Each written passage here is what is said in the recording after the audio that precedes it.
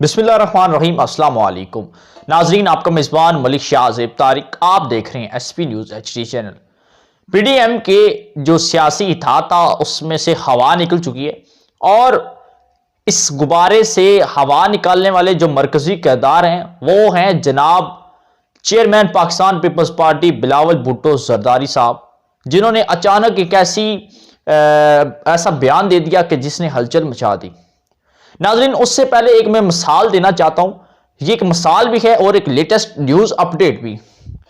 नाजरीन, जो कि इस वक्त इंतखाबात हो रहे हैं अमेरिका में ट्रंप और जो बाइडन के दरमियान, और जो कि अभी तक हतमी नताइज यही आए हैं कि जो बाइडन वो बारी अक्सरियत के साथ, जिन्होंने 300 प्लस सीटें ले ली हैं और वो इलेक्शन विन हो चुके हैं, और जबकि उन्हें अमेरिका में फुल प्रूफ सिक्योरिटी भी दे दी गई है, और दूसरी जानब ट्रंप के बुरे हालात हैं। नाज़रीन, ट्रंप के साथ साथ अगर बात करें ना, तो इसराइल और भारत के भी बुरे हालात हो चुके हैं, और अब भारत इसराइल और इसराइल भारत की जानब देख रहा है, दोनों एक दूसरे के मुंह की तरफ देख रहे हैं। असल बुनियादी वजह यह है कि ट्रंप के इलेक्शन में इसराइल ने अपनी कचोरियों के मुंह खोल दिए थे, पैसा पानी की तरह बहाया, इस वजह से कि ट्रंप ने ये ऐलानिया उनके साथ ये कमिटमेंट की थी, वादा किया था कि मैं इक़्तिदार में आकर पूरी दुनिया को हम अपना गुलाम बनाएंगे, कब्जा करेंगे, और ये जितने भी छोटे छोटे ममालिक हैं इनके ऊपर हुकूमत इसराइल, अमेरिका और भारत की होगी।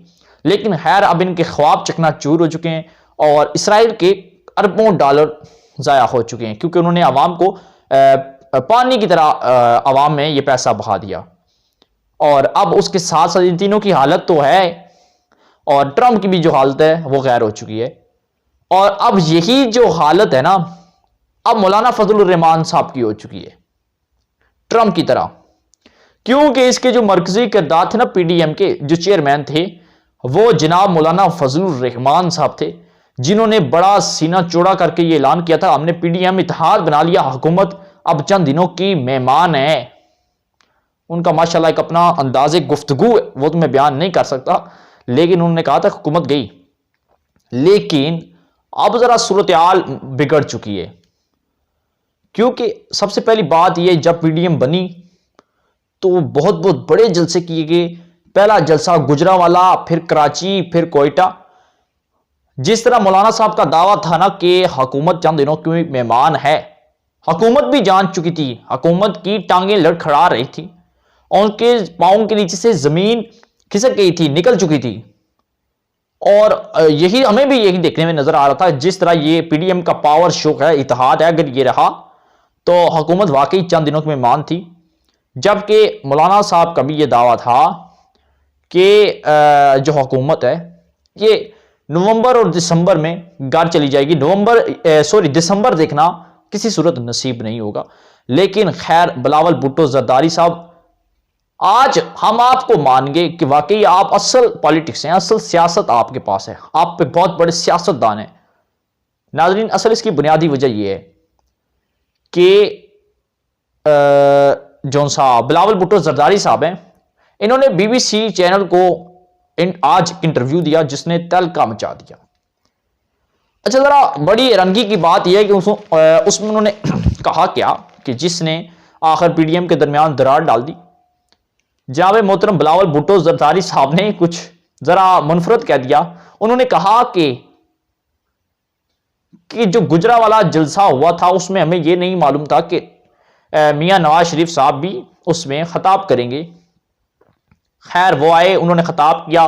पाक फौज, army chief general Qamar Javed Bajwa और ISI के जो चीफ हैं, उनको शदीद बातें सुनाई, उनके ऊपर तनकीद की, उन्हें बुरा भला कहा, और पाकिस्तान के जो सबसे बड़ा अदारा था उसको इन्होंने करप्ट कहा। खैर, बहुत उन्होंने बातें की, हमें इसका कुछ अंदाज़ा नहीं था। उन्होंने ये भी कहा कि जब मैंने कराची जलसा किया तो मैंने किसी सूरत ये नहीं चाहा कि मियाँ साहब खिताब करें, या मैंने उनको दावत ही नहीं दी। उसके बाद फिर मुझे पता चल चुका था कि कोयटा में भी जलसा करेंगे, मियाँ साहब खिताब करेंगे। कोयटा में मैं आया नहीं, मैं इनकी सिर्फ और सिर्फ इसरार पर इन्होंने इसरार किया, और मैंने ऑनलाइन घर से बैठकर मैंने खिताब किया जलसे में। उन्होंने कहा कि जो मियां नवाज शरीफ साहब का जो बयानिया था, पाक फौज मुखालफ बयानिया, हम इसकी भरपूर तरीके से मजम्मत करते हैं। हमारा इत्तेहाद पीडीएम के साथ था, ना कि मुस्लिम लीग नून के साथ था। आखिर वो भाई बहन का रिश्ता कहां गया जिसका बड़े दावे के साथ मरियम नवाज साहिबा स्टेज पर यह कहती थी कि आसिफ अली जरदारी, नवाज शरीफ दोनों बहुत अच्छे दोस्त नहीं बल्कि एक भाइयों की तरह हैं। मैं और बिलावल भुट्टो एक बहुत अच्छे बहन भाइयों का हमारा रिश्ता है। हम एक घरेलू समझे कि एक फैमिली हैं। आज वो फैमिली कहाँ गई? बिलावल भुट्टो साहब ने ये कहकर सबको नाराज कर दिया। अब बचे मौलाना फजलुर रहमान साहब। मैं फिर वही अल्फाज रहूंगा कि मौलाना साहब की भी हालत अब ट्रंप जैसी हो चुकी है। अब वो जिस तरह अब इसराइल और भारत बड़े परेशान हैं कि ये ट्रंप ने क्या कर दिया, हार गया। जिस तरह ट्रंप परेशान है इसी तरह मौलाना साहब ये परेशान है। मौलाना साहब कभी दाएं देख रहे हैं और कभी बाएं, यानी कि कभी पीपल्स पार्टी बिलावल भुट्टो की तरफ देख रहे हैं और कभी देख रहे हैं जी मरियम नवाज साहिबा की तरफ। अब होगा क्या?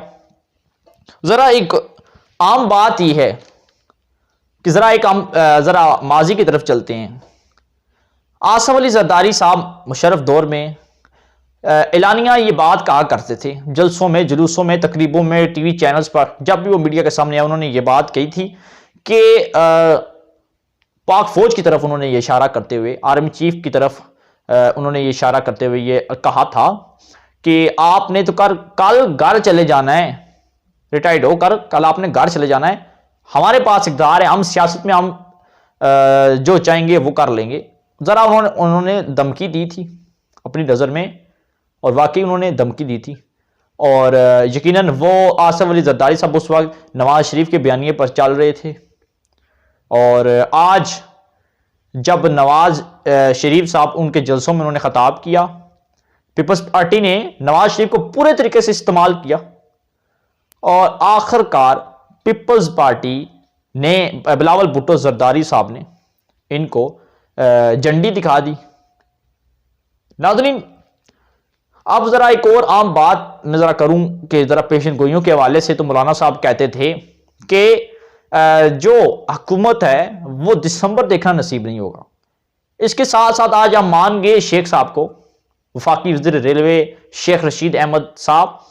उन्होंने जरा अपने हर प्रोग्राम, हर टीवी चैनल और बड़े अंदाज के साथ उन्होंने ये कहा था कि पीडीएम जो है इसके गुब्बारे से हवा दिसंबर या नवंबर, खैर दिसंबर का उन्होंने कहा था कि दिसंबर में इनके गुब्बारे से हवा निकल जाएगी और जो जनवरी होगा ना, नया साल, उसमें इन तमाम जमातों का सफाया हो जाएगा।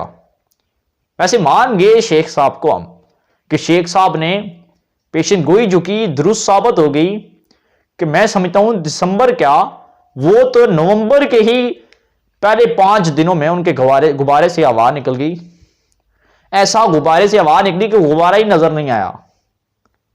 और फिर मुझे ख्याल आ जाता है मौलाना साहब का कि मौलाना साहब का अब क्या होगा। मौलाना साहब तो बड़े समझें कि वो अरूज के साथ निकले थे, बड़े ख्वाब थे उनके अंदर, और वो ख्वाब कहाँ गए। खैर नाजरीन, एंड नतीजा ये हुआ कि जिस तरह हमें लगता था ना हुकूमत को खतरा है, हुकूमत को भी पता चल चुका था पीडीएम जितने बड़े जलसे कारी है उनको खतरा है। खैर अब ये है कि अब मरियम नवाज साहिबा तो रावलपिंडी जा रही हैं जलसा करने के लिए। अब वो उसकी पोजीशन इतनी रही, वो सिर्फ जलसे के हद तक है, बाकी अब हुकूमत को इस फिल वक्त तक कोई खतरा नहीं है। बाकी अब आप बात करें पीडीएम और इन तमाम जमातों की इत्तेहाद का, तो पीपल्स पार्टी ने इन तमाम जमातों के कागजों के ऊपर क्रॉस का निशान डाल दिया है। बाकी वो खुद एक जमात है, उन्होंने ये बता दिया वो किसी और जमात के साथ इत्तेहाद नहीं करेंगे। उन्होंने कहा हमारा इत्तेहाद पीडीएम के साथ था, फजलुर रहमान साहब के साथ था, मुस्लिम लीग नून और नवाज शरीफ के साथ नहीं था। और नवाज शरीफ के बयानिए की हम भरपूर मजम्मत करते हैं, और उन्होंने ऐसी की तैसी कर दी पीडीएम की, बिलावल भुट्टो साहब ने। मैं तो इसी तरह कहूंगा, और मैं समझता हूँ जो बात कहते हैं ना दुरुस्त साबित होती है, वो ठीक कहते हैं, क्योंकि वाकई वो बहुत बड़े सियासी हैं। उन्होंने एंड टाइम पर ऐसी बात कह दी कि मैं समझता हूं कि सियासत की चकनाचूर हो गया और उसका पासा पलट गया। ये थी नाजरीन एक बहुत बड़ी अपडेट पीडीएम की। बाकी जो पीटीआई वाले हैं, मैं उनको भी ये जरा बताना चाहता हूं, आपकी हुकूमत को अब कोई खतरा नहीं है। नाजरीन इजाज़त दीजिएगा, अल्लाह हाफिज़। नाजरीन मजीद खबरों के लिए एसपी न्यूज चैनल को सब्सक्राइब करें और बेल आइकन को ऑल पर प्रेस करें ताकि हर आने वाली वीडियो आप तक बआसानी पहुंच सके। शुक्रिया।